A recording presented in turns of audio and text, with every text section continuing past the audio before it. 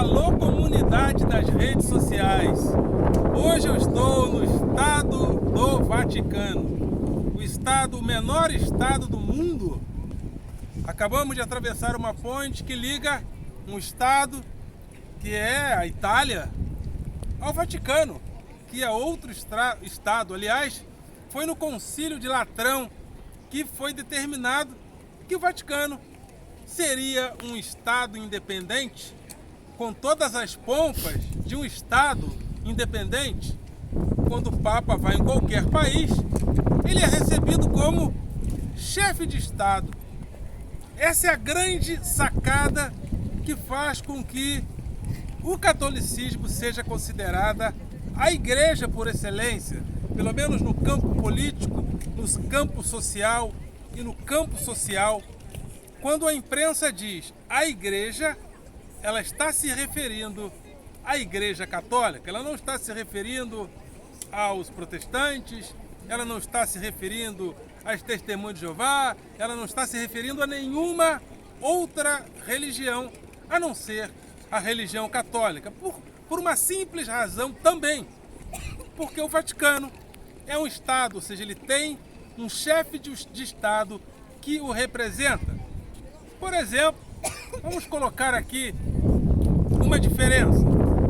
Quando um presidente da República começa a se aproximar muito de um líder religioso, isso gera desconfianças, porque no Estado moderno há uma separação entre o sagrado, ou seja, entre a religião e o Estado.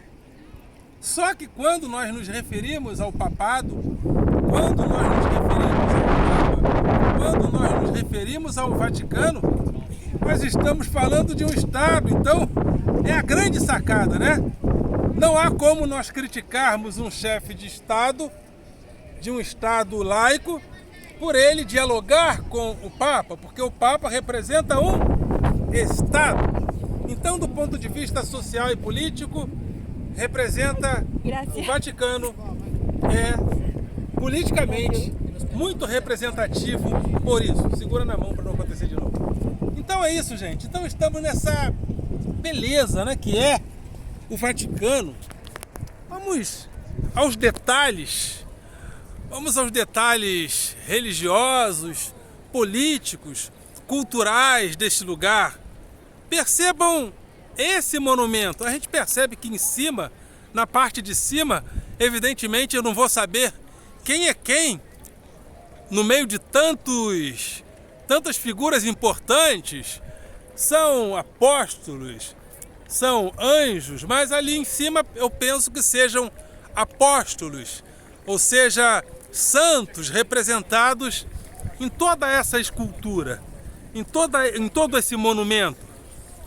E esse monumento, ele nos lembra, é muito difícil a gente não olhar para esse monumento e não se lembrar dos valores gregos, principalmente, e dos valores romanos também, principalmente por causa dessas colunas, né? Porque as colunas, elas representam muito, porque é muito difícil a gente andar por Roma e não se lembrar de uma coisa, da grandeza, porque Roma é sinônimo de monumento. Roma é monumental, da mesma forma como Paris cultua o luxo, Roma cultua a grandeza dos seus monumentos, a grandeza do seu império, a grandeza da sua república. Então, quando a gente anda no Vaticano, a gente está aqui no grande representante da Igreja Católica e Apostólica Romana. O fato da Igreja ser romana, o fato da Igreja Católica e Apostólica ser romana, isso é uma grande sacada cultural e política, porque como não considerar grande uma instituição diretamente ligada à história de Roma? É por isso que sempre houve o interesse, desde a patrística, de relacionar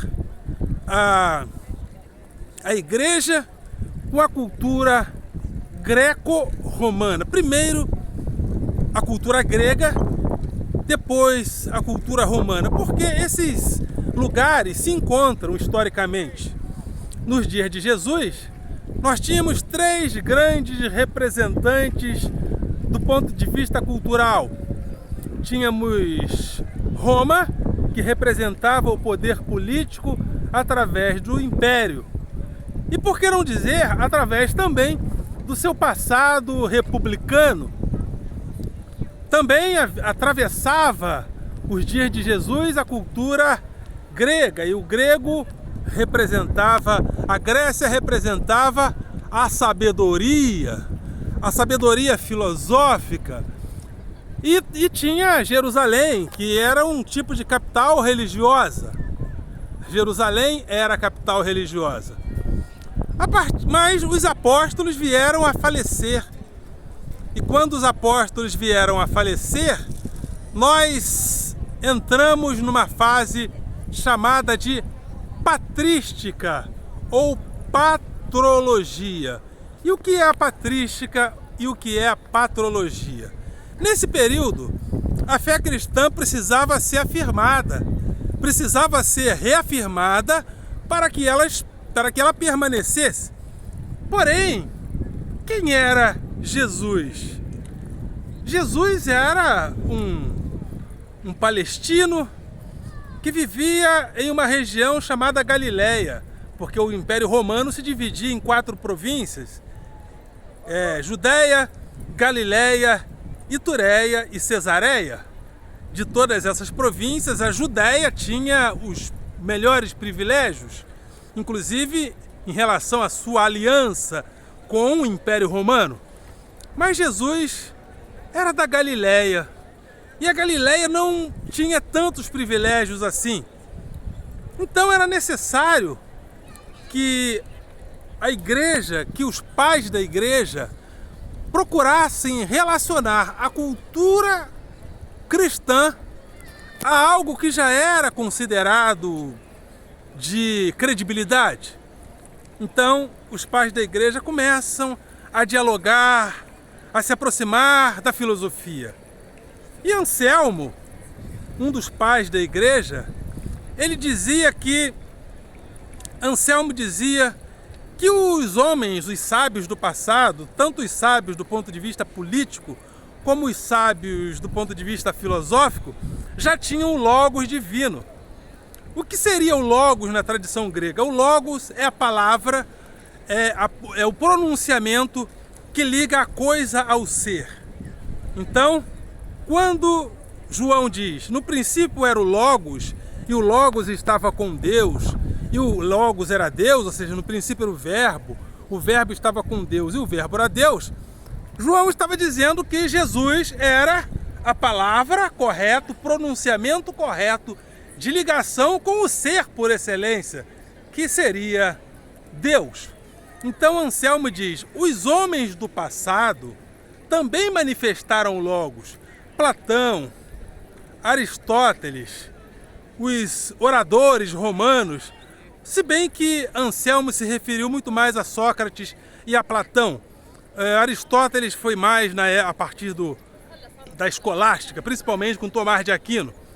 Então, Anselmo dizia, os vultos do passado, os grandes vultos também possuíam o logos divino, porém Jesus, de maneira mais excelente, ele representou o logos divino. Então, Anselmo, ele era um tipo de pensador chamado apologista. Ele fazia a apologia da fé cristã, relacionando a todo o passado cultural, sobretudo a todo o passado filosófico, para que o cristianismo também usufruísse, ou seja, pegasse uma carona, literalmente é isso, que o cristianismo pegasse uma carona naquilo que já tinha credibilidade. Mas tinham também os polemistas, como Tertuliano, que já dizia que a fé é uma coisa, a razão é outra, a fé é uma coisa, a filosofia é outra coisa. Então ele era o polemista. Havia os apologistas que defendiam a relação entre a fé cristã e a sabedoria humana, e existiam os polemistas que diziam não. Uma coisa é a fé cristã, uma coisa é a fé e outra coisa é a razão filosófica. E a Igreja Católica, ou seja, o cristianismo, nunca mais abriu mão desses valores.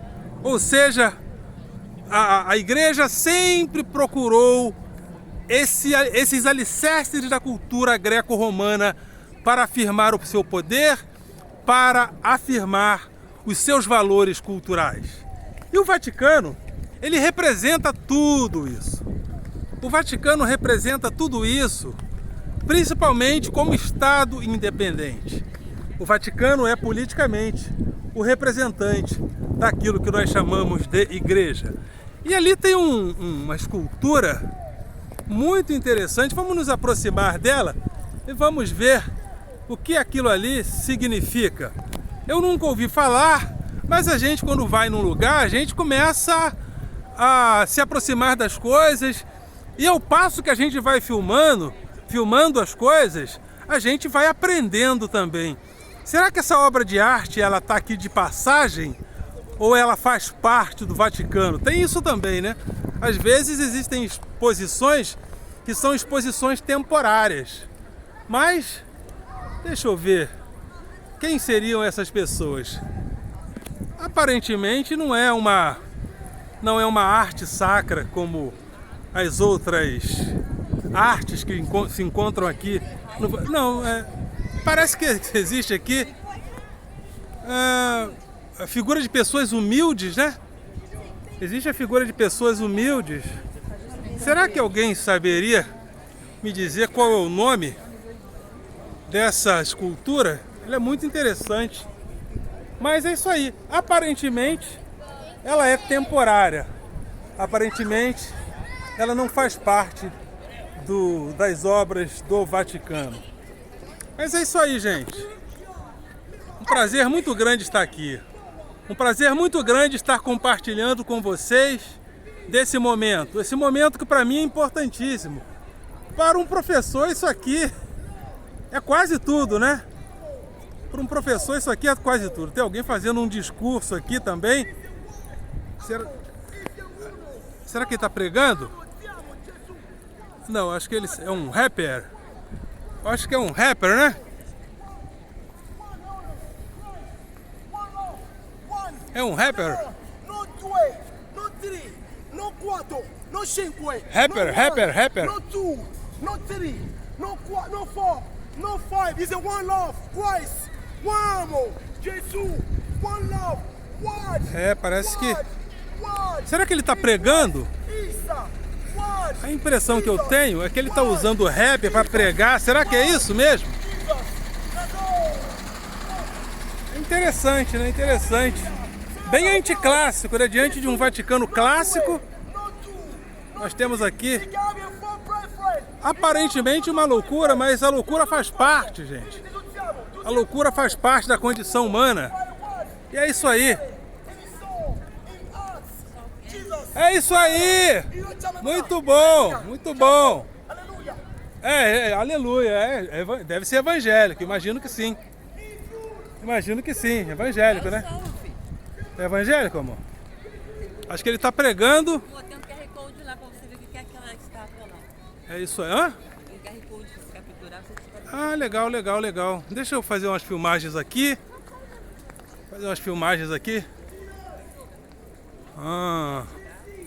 Olha que legal, gente. Já estou terminando a minha filmagem de hoje, mas é muito interessante. Ali tem um apóstolo que eu não vou saber identificar quem é, né? Mas... Ok, mais um. Olha o sino. O sino tem uma importância muito grande no catolicismo, porque a igreja ela se coloca de uma certa forma como a dona do tempo, né? E o sino nas grandes praças das cidades, nas praças principais, representam que a igreja é a instituição que representa o tempo. E quem seria o tempo? Deus seria o tempo. Na plenitude dos tempos, Deus enviou seu Filho, nascido de mulher, nascido sobre a lei. E esse tempo no grego é kairos, ou seja, o tempo melhor oportuno, não é o tempo cronológico. Então a igreja, foi bom o sino ter tocado para eu me lembrar desse detalhe. É isso aí, vou ficando por aqui e vou ficando por aqui. Agora vou ficando por aqui. No Vaticano, né? É isso aí. Esse é o Vaticano. Ou seja, hoje filmamos a Fontana di Trevi, agora estamos aqui no Vaticano. E depois vamos para outros lugares que eu vou compartilhar mais coisas interessantes de Roma com vocês. Ok, galera? Vocês são do coração.